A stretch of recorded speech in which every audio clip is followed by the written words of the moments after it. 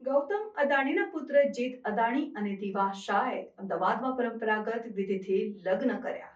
ઉદ્યોગપતિ ગૌતમ અદાણીના પુત્ર જીત અદાણી અને દીવા શાહે અમદાવાદ ગુજરાતમાં એક ખાનગી અને ઇન્ટિમેટ સમારોહમાં લગ્ન કર્યા. આ લગ્ન પરિચિત પરિવારજનો અને મિત્રો વચ્ચે પરંપરાગત જૈન રીતિ રિવાજોને અનુસરતા થયા હતા. અદાણી સમૂહના અધ્યક્ષ ગૌતમ અદાણીએ સોશિયલ મીડિયા પર નવા લગ્નિત દંપતીની પ્રથમ તસવીરો શેર કરી હતી. તેમના પોસ્ટમાં તેમણે લખ્યું, ભગવાનના આશીર્વાદથી જીત અને દીવા આજે લગ્નના પવિત્ર બંધનમાં બંધાયા છે.